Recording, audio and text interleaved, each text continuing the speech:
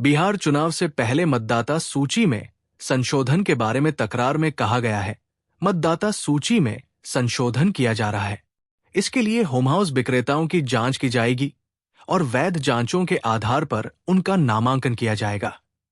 चुनाव आयोग ने कहा है कि सभी मूल निवासियों की सूची घर घर व्यवसायियों के लिए उनकी सत्यापन की जाएगी और उधार के खाते की सूची से नाम निकाला जाएगा या जोड़ा जाएगा। वोटिंग लिस्ट में ये संशोधन ऐसे बोले गए हैं जब बिहार में इसी साल विधानसभा चुनाव होने वाले हैं।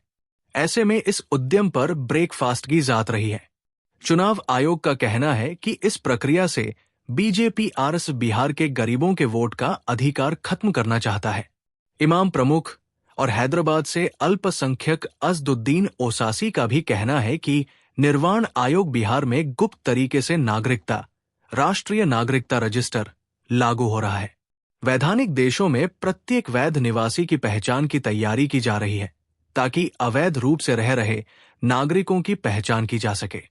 हालांकि बीजेपी नेता और प्रदेश के डिप्टी सीएम विजय कुमार सिन्हा ने युवाओं के दावों का जवाब देते हुए पार्टी की सहमति को संविधान विरोधी करार दिया है। चुनाव आयोग ने क्या कहा? 24 जून को जारी बयान में चुनाव आयोग ने कहा कि बिहार में मतदाता सूची लेकर स्पेशल इंटिव की समीक्षा की जाएगी। इसमें यह सुनिश्चित किया गया है कि सभी वैयक्तिक नाम मतदाता सूची में हों ताकि वोट डालने के अपने हक का इस्तेमाल कर सकें। सूची में कोई ऐसा व्यक्ति न हो जो वोट देने योग्य न हो। साथ ही चुनाव आयोग ने कहा है कि इसके लिए सूची में नाम जोड़े और प्रोटोकॉल की पुष्टि न हो, इसलिए नाम सूची से हटा दे। चुनाव आयोग का कहना है, तेजी से बढ़ रहा शहर, लगातार पलायन, युवा लोगों के वोट देने योग्य, समर्थकों की सूचना न देना और विदेशी अवैध आकर्षणों के नाम शामिल होने जैसे कई वोटर लिस्ट के विशेष इंटेंसिव रिव्यू की चाहत है। इस वोटर लिस्ट को बेहतर बनाने के लिए गलतियां शामिल हैं। बबलो के पास आंशिक रूप से एक फॉर्म की 2 कॉपियां हैं जो कोरियोग्राफर को भरनी है। इसके बाद बेलालो कलाकारों से विज्ञापन लेकर, जिन्हें कलाकार खुद का डंका बजाएंगे, ई-सिनेट मोबाइल ऐप में अपलोड करेंगे। इस प्रक्रिया के दौरान बबलो भरा फॉर्म लेते वक्ता को उसकी प्राप्ति रसीद दे दी गई। चुनाव आयोग का कहना है कि योग्य वैधानिकों की पहचान और उनकी नियुक्ति के लिए चुनाव आयोग के दिशानिर्देश 326 और जन प्रतिनिधित्व अधिनियम 1950 की धारा 16 के तहत दिए गए संविधान के काम के बारे में बताया गया है। चुनाव आयोग ने कहा है कि ये पूरी तरह से है। इस प्रक्रिया के दौरान इस बात का ध्यान रखा जाता है कि बुजुर्गों, विकलांगों, बीमार लोगों या विकलांग लोगों को चिंता न हो। इस दौरान बिहार के पूर्व मुख्यमंत्री तेजस्वी यादव ने सोशल मीडिया पर लिखा कि बिहार में आगामी विधानसभा चुनाव से पहले राजनीतिक अस्थिरता पुनरीक्षण आयोग द्वारा घोषणा की गई है कि ये अत्यंत ही संदेहास्पद और बाजारू है। उन्होंने लिखा, निर्वाचन आयोग ने आदेश दिया है कि सभी महानुभावों की सूची को रद्द कर दिया जाए ताकि हर नागरिक को अपनी मतदाता सूची में नाम जोड़ने के लिए नई सूची में आवेदन करना होगा, भले ही उनका नाम पहले से ही सूची में क्यों न हो। तेजतर्रार यादव ने सोशल मीडिया पर एक बयान साझा किया है जिसमें उन्होंने सवाल किया है, चुनाव से 2 महीने पहले स्पेशल इंटेंसिव रिव्यूज की क्या बारिश हुई। उन्होंने पूछा कि गिनती के कुछ दिनों में ये प्रक्रिया करना कितना आसान है, जबकि इससे पहले 2003 में इसी तरह की प्रक्रिया शुरू करने में 2 साल का समय लगा था। तेज यादव ने लिखा, एक तरफा मतदाता सूची आधार नंबर लिंक करने से क्रेडिट कार्ड को बुकमार्क करना आसान नहीं है। ये अनुमोदन क्या प्रारूप है? आगे उन्होंने सवाल किया, 2024 में एडिटोरियल इंजीनियर्स लिस्ट के आधार पर आम चुनाव के प्रस्तावक दिए गए थे। अगर उनकी लिस्ट खराब थी तो जो सहायक इंजीनियर नियुक्त किए गए थे, क्या वे त्रुटिपूर्ण सूची तैयार की गई थी? युवा यादव ने लोगों के पास से पूछा, बिहार के पर्यटकों और मानसून के वक्त इस प्रक्रिया के बारे में जानने के लिए। साथ ही पूछा कि चुनाव से ठीक पहले ऐसा क्यों किया जा रहा है। एआईएमआईएम प्रमुख और हैदराबाद से सांसद अज़दुद्दीन ओवैसी ने कहा है कि इस प्रक्रिया का नतीजा ये होगा कि बिहार के गरीबों की बड़ी संख्या को वोटर लिस्ट से बाहर कर दिया जाएगा। उन्होंने भी तेजस्वी यादव की तरह की लोगों के पास दस्तावेजों की उपलब्धता को लेकर सवाल उठाए। उन्होंने अपने सोशल मीडिया हैंडल पर लिखा, वोटर लिस्ट में नाम दर्ज करवाने के लिए अब हर नागरिक को दस्तावेजों के जरिए साबित करना होगा कि वो कब और कहां पैदा हुए थे, और साथ ही ये भी कि उनके माता पिता कब और कहां पैदा हुए थे।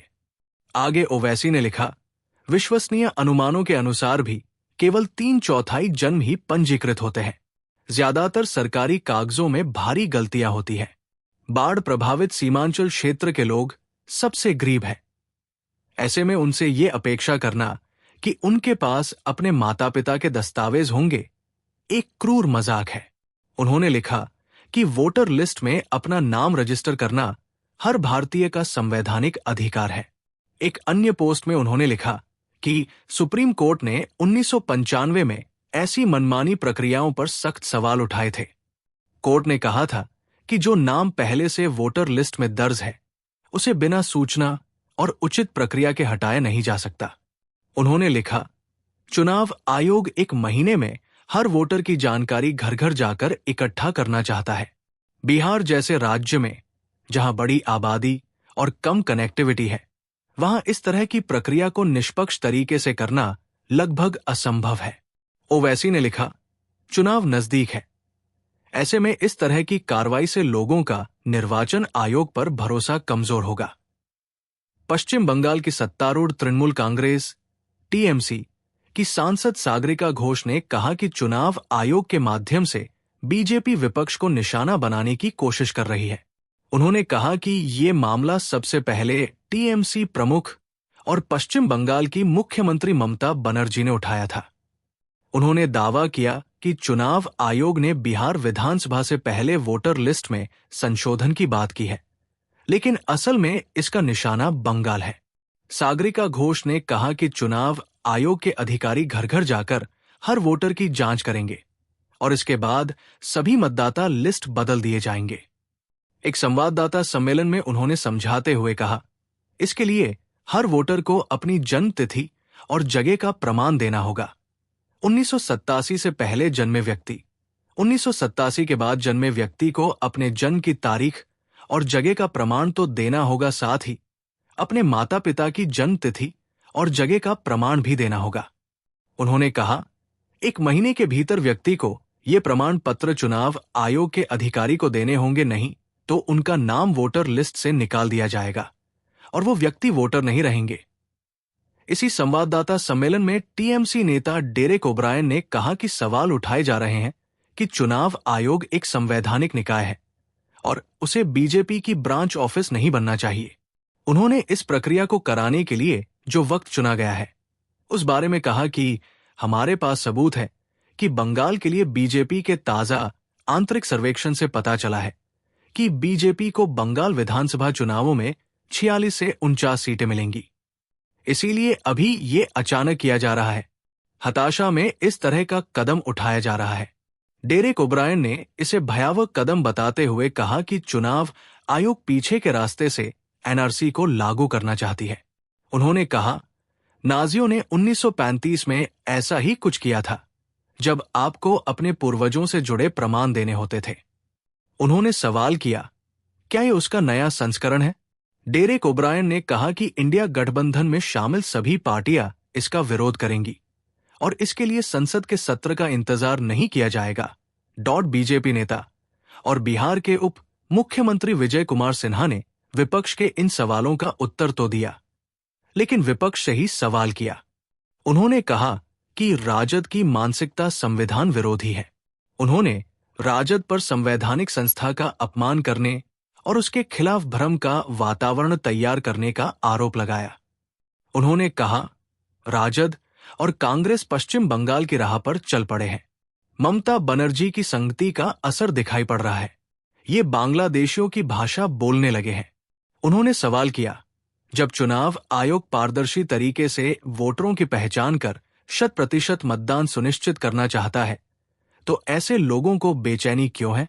उन्होंने कहा कि राजद को पता है कि उनकी सरकार इस बार नहीं बनेगी, इसलिए वो पहले से अपनी हार की भूमिका बना रहा है।